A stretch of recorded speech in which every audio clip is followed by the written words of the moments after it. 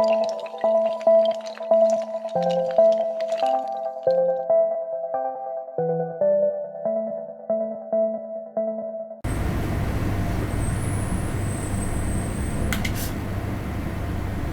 guys, Wern here, Vaping Wern. It's Tuesday and today I would like to talk about this little box here which I received sometime last week.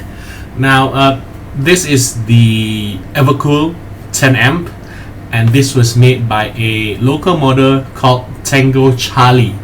Tango Charlie is located in the south of Malaysia in a state called Malacca, and he has been quite active in DIYing some box mods over the past year or so.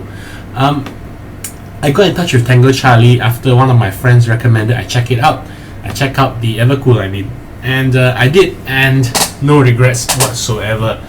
Now a little bit about the mod. The Evercool is something like what the DNA20 is, whereby it is a chip or a series of chipsets that have been put together by the so-called early pioneers of DIYing. The Evercool is not new in any form or matter. It's been around for ages, and I think it predates the DNA20 even.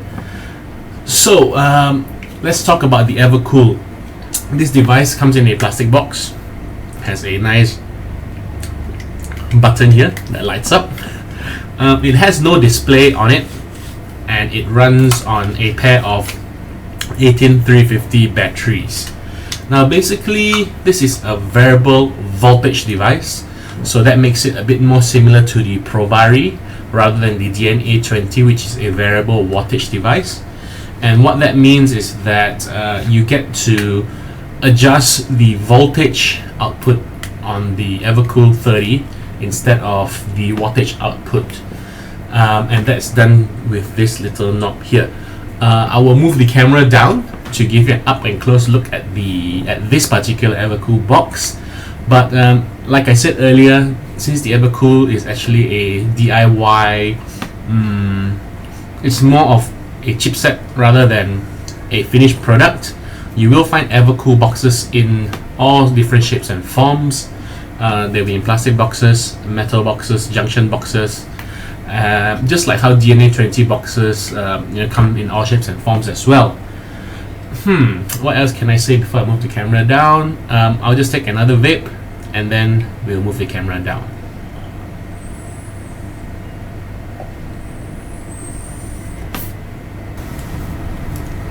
Alright, now I've moved the camera down to just give you a up and close look at the few parts that are in the Tango Charlie's Evercool box. Want to give you some measurements, want to give you some comparisons in terms of size. I wouldn't really be able to dissect this a lot because the only part that comes off right now is the back cover and the batteries. But first things first, as you saw earlier, I was running this with the Typhoon GT. So let's just put it side to side so you can get an idea of how big the box actually is. As you can see, it's pretty similar in terms of height to the Typhoon GT itself. Of course, this is with this rather long layered drip tip, which I think looks quite nice on a Typhoon. So I'll put that aside. Okay, let's take some measurements. In terms of height to the highest point, the Evercool box is about 8.2 cm. In terms of width, it measures in at 4.5, and in terms of depth, this one is about 2.35, I'd say, just under 2.4 cms.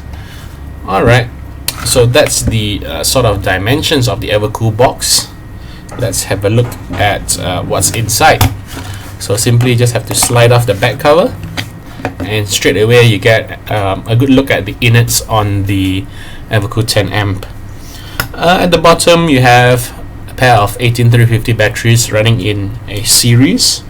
You have the Murata chip here, and this chip is the chip that's responsible for regulating the voltage that the box churns out. This here is the switch assembly, And over here you have the voltage adjustment knob, which is at the top here.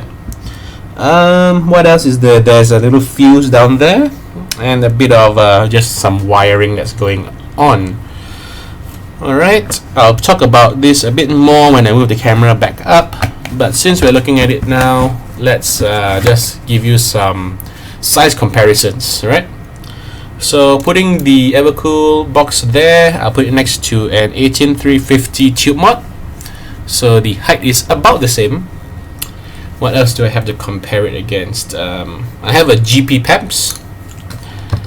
Of course this is without the top cap because I'm running this on hybrid mode, but as you can see, the Evercool box measures in at about the same height as a typical 18500 mod. What else do I have? Let's move this aside, and I have a Touchwood Mini. So that's how it compares against a Touchwood Mini. Of course, the Touchwood Mini is a really small box. What else can I compare it against? I know. Back here I have the micro stick. So let's put this next to a micro stick. Okay. Just for kicks, let's throw a Vamo into the mix.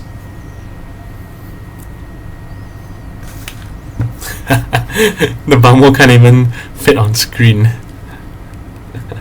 But yeah, basically what you have is a decently sized box, something that will fit very handily in the hand. No, I don't have overly huge hands, and this one fits very well. It gives me enough grip, and it lets me press the button comfortably.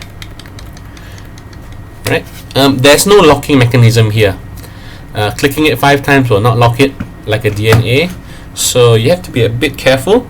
However, the button is it's not recessed, but it's flush with the surface, so putting this in your pant pocket is pretty fine, unless you have a lot of long objects or hard objects in your pocket that could accidentally press it, because you really do need a rather solid press to get it to fire.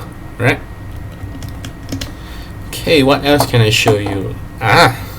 In terms of voltage adjustment, since everything is done here, there is no screen on it, so it will be advisable to get yourself a Tango meter like this one that I got from Tango Charlie as well. I know on the Facebook there'll be some people selling Tango meters, but I feel that the way they are selling Tango meters are totally wrong. You know, they're telling people that it's a battery checker. It tells you how much life left in a battery there is. Although that's not 100% wrong, I just feel that that's the wrong way to sell a Tango meter. But enough of that. Let's just hit the fire button. It's a bit bright. Let me turn this light off. Let's hit the fire button. Oh, it's even worse. Well, basically, you can see some numbers here roughly, but this reads 5.96, and this is the box cranked up to maximum right now, so it's capable of churning out close to 6 volts of power. Now, to turn down the voltage, you have to turn down this knob. It helps that I got long fingernails, so I can just do that without using a screwdriver. And straight away you can see it's down now to 4.32 volts. You turn it a bit more. Let's try going all the way down. All the way down at the lowest, you get 3.48. So that's decent. You can still get a decent vape from there. Well, you get a very small vape from there. Okay, so 3.97. I typically run this at about 4.3 volts, 4.2 volts, and that's how I like it. That's how I like it. So it's at 4.38 now, so we'll leave it as that. Now, another thing I need to mention is that, you know, having a Tango meter is nice, so you know the exact voltage that's being churned out, but it's not a necessity. And why I say that is because this is a 10 amp device.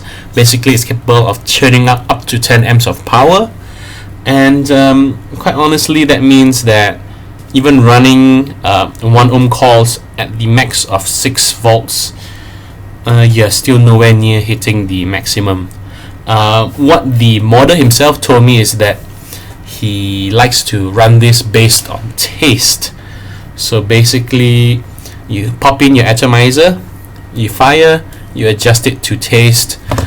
If the vape feels a bit too if it produces a bit too much vapor, you tone it down. If you need a bit more vapor, you tone it up.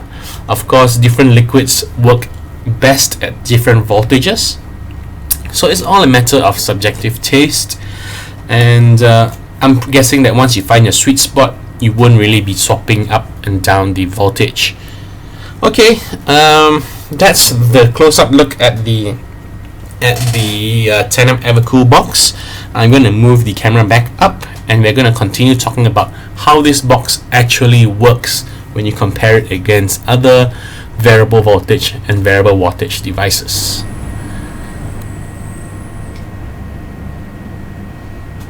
Alright guys, we moved the camera back up, and I hope that the close-up gave you a better idea of the size and the what's inside the Evercool box. Make no mistake, this is a plastic box and it's very light. It's not flimsy. It actually feels quite good. It's hard plastic, but if you drop it, I'm sure the cover will fly off, just like what will happen if you drop your mobile phone. Okay, now let's talk about the Evercool box itself. Basically, how is this different from your run-of-the-mill variable voltage, variable wattage? Now, one of the things you might have noticed when I popped the back was how the batteries were set. One was set upwards, one was set downwards, and that basically shows us that the batteries inside this box are run in serial mode. I'm not sure if you have seen any other sort of box mod that runs on dual batteries, but traditionally dual battery box mods, let's just say that they are mechanical box mods, right? They run on parallel mode. So that means that both batteries are inserted in the same direction, positive up, negative down, and this in effect doubles the battery capacity that the batteries have. So if a typical 18350 has 700 mAh capacity, running them in parallel mode effectively doubles the capacity to 1400. What happens in the Evercool box is that they're run in series mode, and if you're an old school vapor, if you used to vape back when Katos were the shit and there weren't anything else on the market, then you might be familiar with the term battery stacking, right? So basically, battery stacking means that an 18350 battery, again, assuming it's on full charge, is capable of churning out 4.2 volts of power. Whoa, what did I drop? By stacking the batteries, you are effectively doubling the voltage that the batteries will output and keeping the same battery life of 700 mAh. What this does is that you get a bigger sort of kick from your batteries. And back then, before you had your rebuildables, you know, you had to use what was given to you. So this was an easy way to get more bang out of your Kato or whatever setup you were running. These days, with rebuildables, you can get a very, very decent vape from an 18350 battery at 1 ohm, 0.9 ohm, even 1.1 ohm. So battery stacking has been somewhat a forgotten art in that sense. Okay, so why does the Evercool box use battery stacking as opposed to running them parallel? I mean, it does have a power modulation chip, right? And that's because of the way that the power modulation chip works on the Evercool. Now, unlike things like the Vamo, the EVIC, or the DNA20, these devices, they modulate power upwards. So when running with a single battery that's at 4.2 volts, the chip on board modulates the power to whatever you set it at. Assuming you set it at 20 watts and with a 1 ohm coil, that actually translates into a specific number on the voltage chart as well. At 20 watts, I believe it will be upwards of 4.8, 4.9, if I'm not mistaken. And since the battery cannot churn out that much power, it only can churn out 4.2 max, the chip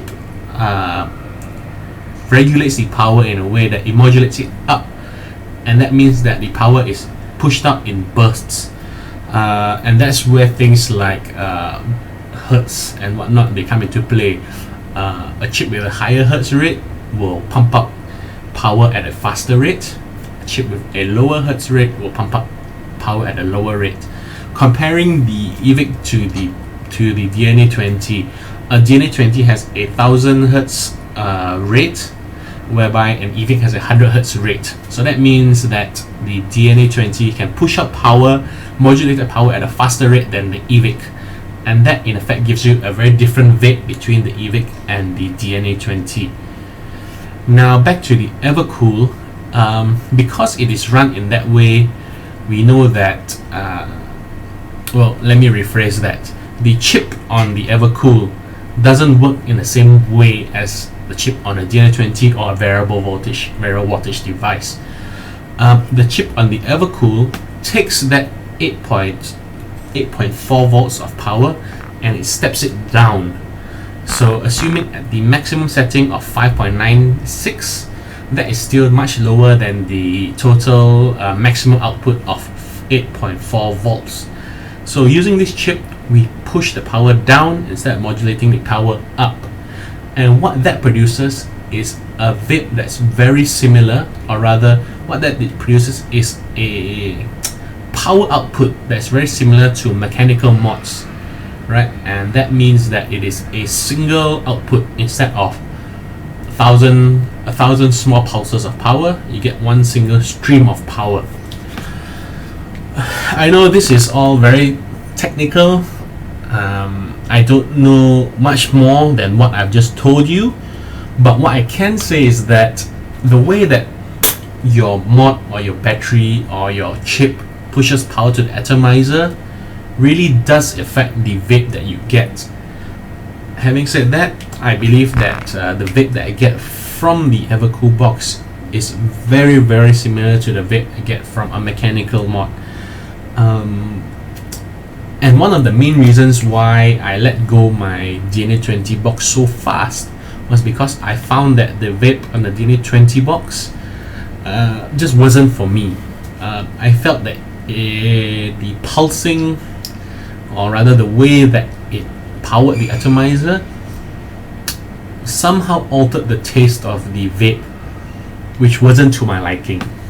I'm not saying that this is the right way and that's the wrong way, or vice versa. I'm just saying that for my tastes, I've always been using mechanical mods, and I resisted getting a DNA20 for the longest time. And once I did get it, it really did sort of reaffirm my personal preferences, and that's why I'm so happy with this box. If you think that was just a whole load of bullcrap, then I'm sorry. In terms of numbers, I can't really give you anything more than what I just gave you. But at the end of the day, there's no right, there's no wrong in vaping. It's really about finding what you like and what's suitable for you, what you enjoy basically. And I really enjoy this. Okay, so technical specs aside, personal preferences aside, what else is there to talk about this box? Basically, this box cost me 270 ringgit, so that's way under $100. It's not readily available though, because like DNA20 chips, the model purchased the Evercool chip, or rather the Murata power chip, which makes up the Evercool system. and he modded it himself. So again, I want to say that not all Evercool boxes look the same, not all Evercool boxes have the same measurements, and not all Evercool boxes use the same power regulating chips either. Like for example, this one uses a Murata. I know that there are other versions of Evercool boxes that use Texas Instrument chips. So yeah, it's not this isn't the be all end all. This isn't how it must look or how it should look. This is just how it looks from my modder. Alright? Okay, so I've talked a lot about the technicalities. I've talked about the price. What else have I talked about? If you're asking me to rate this box, I would rate this box quite highly. The only other thing I would change probably would be the build material. Of course, I would prefer a sturdier box. I understand though that as a garage modder, you use what you have, you use what's easily available, and you use what works. And this box works quite well. It does look like it was meant for this purpose, meant for DIY mod. You can see that there is the sort of raised 510 platform where the 510 connector sits very nicely. There's a nice space for the chip and a ready space for the batteries here, and the cover comes on and off quite easily. So I wouldn't be surprised if this was a sort of a purpose-built box purposely for Evercool mods. Another thing I would like to change would be the 510 connector. Unlike mechanical mods, this connector is not adjustable. So if you have a atomizer that has a rather long 510, something like where is it? Something like the Typhoon, it fits just fine. It doesn't push the 510 pin too far down. Something like the Kraken, it works fine. But something like the K-Fun, if I could just find my K-Fun. Oh boy, things are going missing. There it is. Something like the K-Fun. You know, the K-Fun has a rather long 510 connector here. So no issue using the K-Fun. Just that when you use the K-Fun, it pushes this pin down. And once that pin is pushed too far down, it might not make contact with the actives with shorter pins. So that's something you have to look out for. If you're using it with the K-Fun dedicated full-time, then not a problem at all. I mentioned that because a lot of current generation DIY box mods, DNA or Evercool, whatever, they all use this same 510 connection. And there have been cases where even branded DNA 20 boxes, they have the atomizers pushing the connection too far down. And worst case scenario, well, in a good scenario, you can still use it with the other atomizers. In a bad scenario, like what I just mentioned, you can't use it with atomizers that have a shorter 510. In worst case scenarios, this pin actually falls into the box. It falls out of the 510 connector and falls into the box, and we call that a sunken pin, right? And that renders your box totally unusable until you get that remedy. So it's always a good idea to find box mods with adjustable pins. I know it's a bit harder to find, but trust me, you won't regret getting that. Okay, I'm just gonna put the Typhoon back on and leave you with a vape, because I've talked about almost everything I could think about on this little box. I've told you how I feel about it and what I like and what I don't like about it. So if you want to get in touch with the modder that made this box, please do look for him on Facebook. His name is Tango Charlie. He's a nice chap, but he's not a full-time modder in a sense that he has his day job. So please don't bother him that much. Don't hound him down to make you a box if he says he can't. Please be respectful of him, because if he does make you a box, I can guarantee that you will be happy with it. Okay guys, enough talk from me. I'm Vaping Wern. Have a good week ahead. Let's rock it.